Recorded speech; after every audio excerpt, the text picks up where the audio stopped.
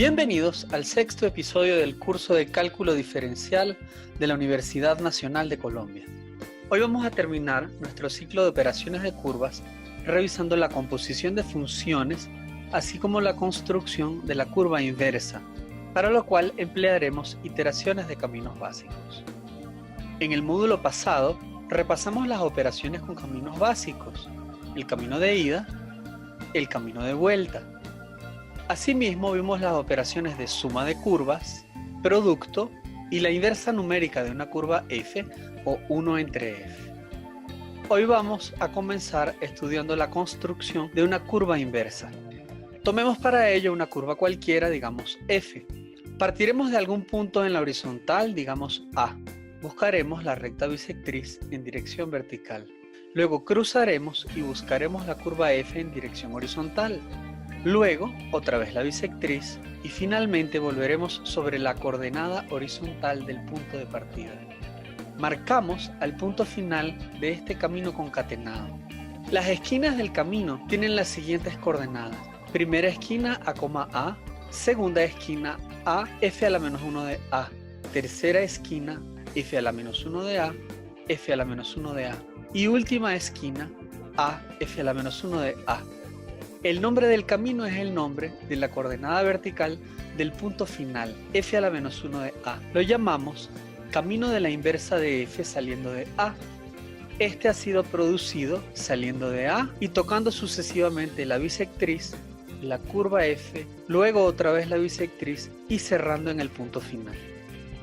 Repetimos el mismo proceso saliendo de otro punto, digamos B. Las coordenadas del punto final son b f a la menos 1 de b y el nombre del camino en este caso es f a la menos 1 de b. Si salimos de un punto C y hacemos el mismo procedimiento tocando la bisectriz, luego la curva f, luego la bisectriz y luego el punto final, nos daremos cuenta de que en este caso particular las curvas f y bisectriz se cruzan en este punto. Por tanto, todas las esquinas del camino de la inversa quedan en este punto de corte. Continuaremos con el mismo procedimiento partiendo de puntos diferentes de la horizontal. Para cada uno de ellos, realizaremos el camino bisectriz, curva f, bisectriz, punto final. Al juntar los puntos finales, obtendremos una curva nueva, construida con todos los caminos de la inversa. Como los puntos de esta curva nueva son los puntos finales de los caminos de la inversa, si salgo de A, las coordenadas del punto sobre la curva son A, f a la menos 1 de A. En otras palabras, la altura en el punto A es justamente f a la menos 1 de A. Algo similar va a pasar con cualquier otro punto X desde el cual realiza el camino de la inversa. La altura de la curva nueva es f a la menos 1 de X. Por este motivo, la nueva curva obtenida se llama f a la menos 1 de algo o curva inversa de f. Intentemos construir la curva inversa de este dibujo que tenemos aquí. Saldremos de este punto y buscaremos la bisectriz. Y luego a partir de él buscaremos la curva a la derecha o a la izquierda. Nos daremos cuenta de que saliendo de este punto no se puede concluir un camino de la inversa. Lo mismo sucede si salimos de este otro punto. Tocamos la bisectriz y cuando busquemos la curva a derecha o izquierda no conseguiremos nada. Esto va a suceder de manera reiterada con todos los puntos que están a la izquierda del eje. El último punto en el que esto va a suceder es justamente el 0, porque la curva dada como dato no toca al eje horizontal. Ahora bien, ¿qué sucede cuando salgo de un punto del lado positivo? Toco la bisectriz, toco la curva, vuelvo a tocar la bisectriz y cierro. Salgo ahora desde 2, toco la bisectriz, luego toco la curva, luego vuelvo a la bisectriz y luego toco el punto final. Digamos que ahora salgo de un medio, toco la bisectriz, busco la curva, luego otra vez voy a la bisectriz y luego termino en mi punto final aproximadamente por aquí en este. Finalmente, si salgo de un cuarto, toco la bisectriz, busco la curva, luego voy de nuevo a la bisectriz y luego cierro y marco mi punto final. Al unir todos estos puntos finales, me voy a dar cuenta de que la curva inversa que pasa por estos puntos, en efecto es más o menos simétrica al dibujo que tenía antes. Hagamos lo mismo con este otro ejemplo de curva. Si salgo desde menos 1, busco la bisectriz y cuando llegue a ella voy a buscar la curva a derecha o a izquierda y no voy a conseguir nada. Esto va a pasar en -1, en -2, en -3, incluso en 0. El primer punto en el cual voy a conseguir curva es en 1. Toco la bisectriz, luego voy a buscar la curva, en este caso está hacia la derecha, luego voy a tocar otra vez la bisectriz y finalmente cierro. Vale la pena notar que esta esquina de la curva está siendo transformada en este punto final. Ahora salgo de un medio, toco la bisectriz, luego la curva, luego otra vez la bisectriz y luego el punto final más o menos como por acá. Marco de nuevo mi punto final. Ahora salgo de 2, voy a la bisectriz, luego a la curva, luego a la bisectriz y luego al punto final. Marco de nuevo mi punto final. Si realizo este ejercicio con todos los puntos que están sobre la horizontal, me voy a dar cuenta de que los puntos finales que estoy obteniendo están de nuevo sobre la misma curva original. ¿Por qué sucede esto? Si nos fijamos con atención, es que nuestra curva original era simétrica respecto de la bisectriz. Esto es, ella es su propia inversa. Estudiemos ahora qué sucede con una curva como la siguiente. Para comenzar, si salgo del punto 0, allí mismo voy a conseguir a la bisectriz, a la curva y otra vez a la bisectriz, de modo que este punto es un punto fijo, la inversa pasa por aquí. Si salimos de 1, buscamos a la bisectriz y luego busco la curva. Ahora bien, tengo curva a la izquierda y a la derecha, de manera que voy a tener que tomar una decisión. Si siempre busco la curva hacia la derecha, voy a obtener estos caminos de la inversa. Al pintarlos todos, el trazo que estoy obteniendo es el simétrico de este trozo de la curva. Ahora, ¿qué sucede si yo tomo los caminos de la inversa cruzando a la izquierda en lugar de cruzar hacia la derecha? Marquemos estos caminos de la inversa con un color distinto, los voy a marcar con azul. Bisectriz, curva, bisectriz, punto final, etc. Los puntos finales que aparecen ahora están por debajo del eje horizontal.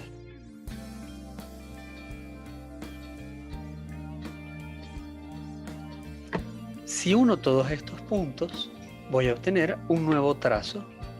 Nótese, sin embargo, que el dibujo que estoy obteniendo no es el gráfico de una función, porque en cualquier punto X en el que yo me pare, el dibujo obtenido va a tener dos alturas, una hacia arriba y la otra hacia abajo.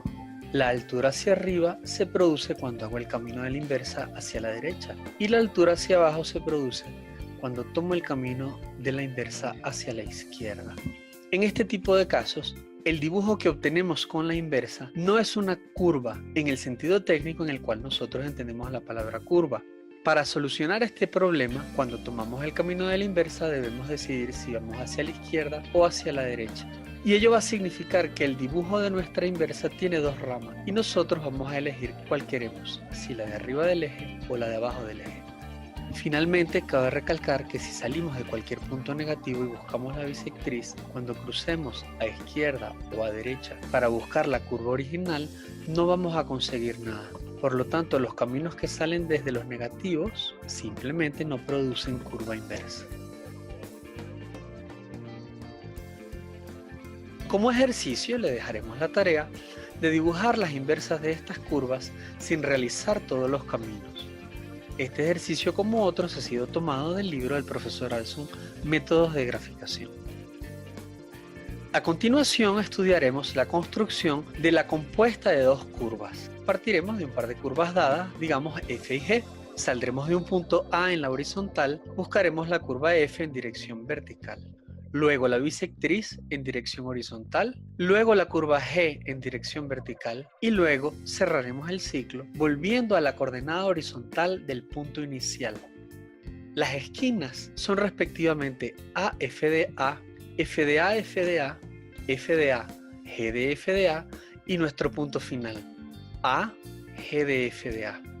Repitamos el proceso partiendo de otro punto, digamos B. Marcamos al punto final que ahora tendrá coordenadas B, G de F de B. Comenzaremos a repetir este mismo proceso partiendo de puntos diferentes de la horizontal. Saldremos de C, de D y de cualquier otro punto, tocando siempre primero F, luego la bisectriz, luego G y luego cerrando. Al unir los puntos finales de todos los caminos, vamos a obtener el trazo de una curva nueva. Esta curva nueva tiene la particularidad de que cada vez que salgo de cualquier número x en la horizontal, la altura que obtengo en la vertical es g de f de x. Por este motivo, la curva se llama g de f de algo, o f compuesta con g.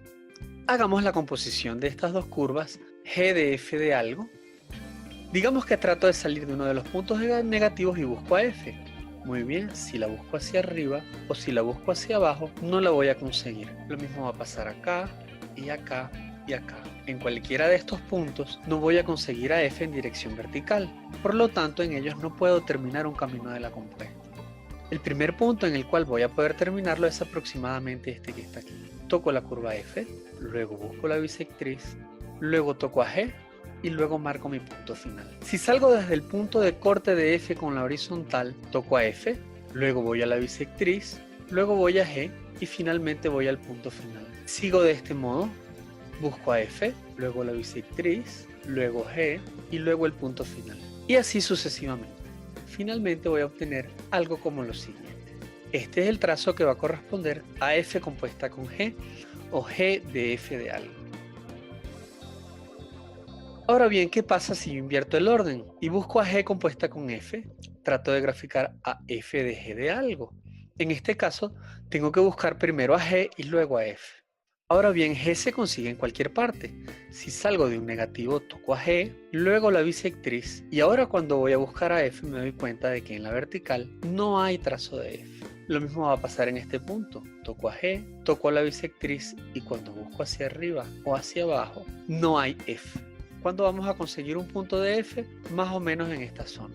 Digamos que busco a g, luego a la bisectriz, y luego bajo, y aquí tengo a f. Y cierro y aquí está mi punto final. Toco a g, luego a la bisectriz, f, punto final. Y así sucesivamente. Marco los puntos finales y al unirlos me voy a dar cuenta de que estoy obteniendo algo parecido a esto. Esta es la curva de f de g de algo.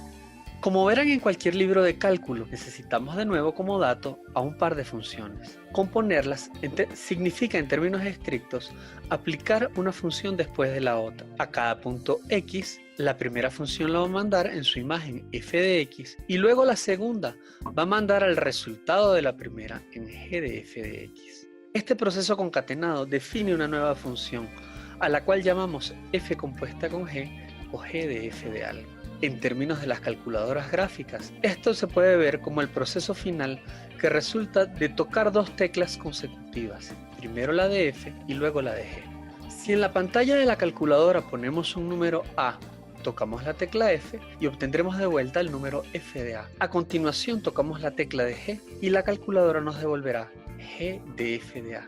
El número que hemos obtenido va a depender de las teclas de f y g y del número a del cual hemos salido en la partida. Debemos recordar que la composición de curvas no es conmutativa. La curva resultante cambia si alteramos el orden de las aplicaciones de las teclas. G de f de a no es igual a f de g de a. El resultado puede ser totalmente distinto. Tomemos como ejemplo el caso en que f es la función cuadrado y g es la función sumar 1 o x más 1. Al poner en la pantalla cualquier número x y calcular su cuadrado obtendremos x cuadrado y al sumar 1 obtendremos el cuadrado de x más 1. Al aplicar la función compuesta g de f de algo a cualquier número x, entonces estamos obteniendo x cuadrado más 1. Esta es la fórmula final de la función compuesta. La curva que le corresponde se puede graficar tanto por el camino de la compuesta como por una simple suma de curvas. El resultado es esta parábola que ha subido un paso hacia arriba. Tiene punto de corte con el eje vertical en 1 y su vértice es el punto 0,1. Ahora bien, ¿qué sucede si invertimos el orden de las teclas?